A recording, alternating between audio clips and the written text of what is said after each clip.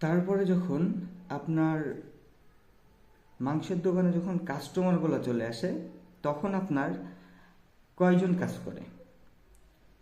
গরুটা জবাই করার সময় কিন্তু একটা কষাইয়ের সেট আপ দরকার হয়, মাংস প্রসেসিংয়ের একজনরা সেট আপ করে এবং বিক্রি করে কিন্তু আরেকজনরা, তার মানে আরও তিনজন।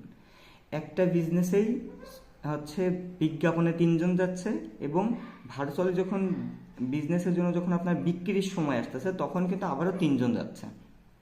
তার মানে শুধু ছোট্ট একটা কষায়ের দোকানে যদি 6জন মানুষ কাজ করতে পারে, চিন্তা করে দেখেন বড় বড় কোম্পানিগুলোর কিন্তু আরও বেশি মানুষের প্রয়োজন হয়।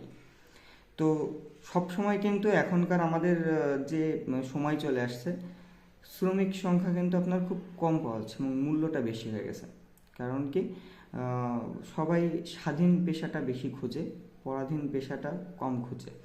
স্বাধীন পেশার ভিতরে আরেকটা জিনিস পেশা হচ্ছে কি ফ্রিল্যান্সিং করা। তো ফ্রিল্যান্সিং করার ক্ষেত্রে হয় কি, যে আপনার কোনো পরাধীনতা নেই, আপনার প্রতিনিয়ত কন্টিনিউ কাজ করা লাগতেছে না। কেন? যে নিজের বিজনেস এবং নিজের যে হচ্ছে শ্রমিক টাইপের যে কাজগুলো, এগুলো আপনার যখন মনে হলো আপনি করলেন, আপনার ভালো লাগতেছে না, আপনার শরীরের অবস্থা খারাপ, আপনি অফ করে রাখলেন। ক্লায়েন্ট যখন আপনাকে একটা কাজ দিবে, আপনি যদি তাকে না বলেন, সে চলে গেল।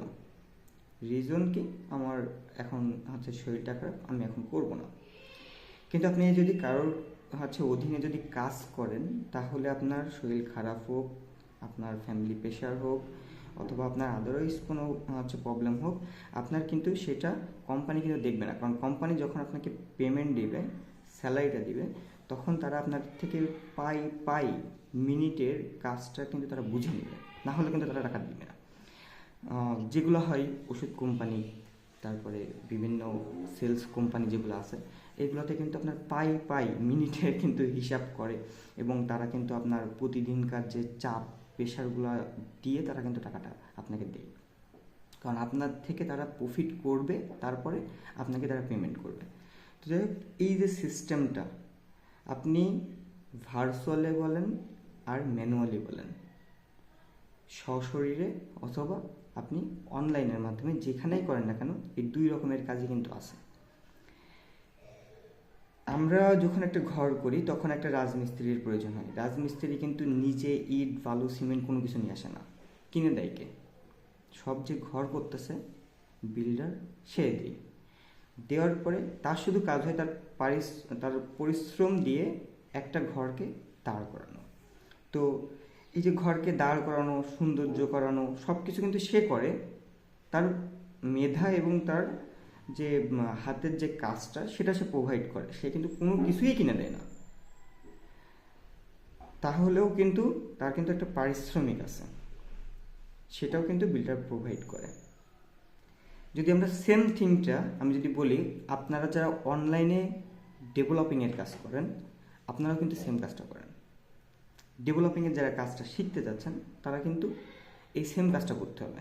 আপনার মেধা, আপনার পরিশ্রম, আপনার নিজস্ব যে ক্রিয়েটিভিটি, সেটা দিয়ে আপনি একটা সুন্দর করে স্ট্রাকচার একটা ওয়েবসাইটকে দাঁড় করালেন। যা ইনস্ট্রুমেন্ট লাগবে, ডোমেইন হোস্টিং বলেন, ডোমেইন হোস্টিং, থিম, অথবা আপনার হচ্ছে design code, source code, plug in, তারপর এসইও সেক্টর, তারপরে গ্রাফিক্সের সেক্টর, যেগুলাই মার্কেটিং সেক্টর। তারপরে আপনার ওয়েবসাইট দাঁড় করাইলে কিন্তু হচ্ছে না, আপনার কিন্তু মার্কেটিং সেক্টরও লাগতেছে। তার মানে একটা বিল্ডারের যে আপনার হচ্ছে মিস্ত্রি থাকে, তার কিন্তু অনেকগুলা শ্রমিক থাকে। কেউ ইট আনে, কেউ বালু আনে, কেউ মাখায়, কেউ তাকে হেল্প করে, কেউ পানি দেয়। এরকম বিভিন্ন সেক্টরে যেরকম তার হচ্ছে আন্ডারে কাজ করে, সেম একটা ওয়েব ডেভেলপিংয়ের ক্ষেত্রেও কিন্তু কয়েকটা সেক্টরের মানুষকে দিয়ে একটা ওয়েবসাইট প্রপারলি রেডি হয়। তা আপনি যদি হচ্ছে সেম থিং একটা কাজ করেন, একটা বিল্ডার কিন্তু যখন একটা মিস্ত্রিকে কাজ দেয়, তখন সে দুইটা এতে কাজ দেয়। আপনি ডে পরিশ্রম নেবেন, নাকি একবারে এই বিল্ডিংয়ের ম্যাপটা দিয়ে বলা হয়, যে ডিজাইনটা দিয়ে বলা হয় যে এই ডিজাইনটা কমপ্লিট করে দেবেন, আপনি কত টাকা নেবেন? তো সেম থিংকে অনলাইনেও একটা ওয়েবসাইটকে ডিজাইন করার জন্য আপনি দুইভাবে পেমেন্ট নিতে পারেন। যে আমি আপনার ওয়েবসাইটটা পার্টিকুলারলি আমি হচ্ছে প্রতিনিয়ত কাজ করে যাব, এবং রেডি হওয়া পর্যন্ত কাজ করব। আপনার যতদিন আমার কাজ হবে ততদিন পর্যন্ত আপনি আমাকে পারিশ্রমিক দিবেন এবং আপনি একবারেও কিন্তু একটা পারিশ্রমিক দাবি করতে পারেন যে এই পারিশ্রমিক হলে আমি আপনার পুরোটা কমপ্লিট করে দেব। তো তার ভিতরে আপনার সব খরচ খরচা হিসাব করতে হবে। সেম থিং আপনাকে আরেকটা বিষয় বলি, যেহেতু ভিডিও লং হয়ে যাচ্ছে, নেক্সট পার্টে কথা হচ্ছে।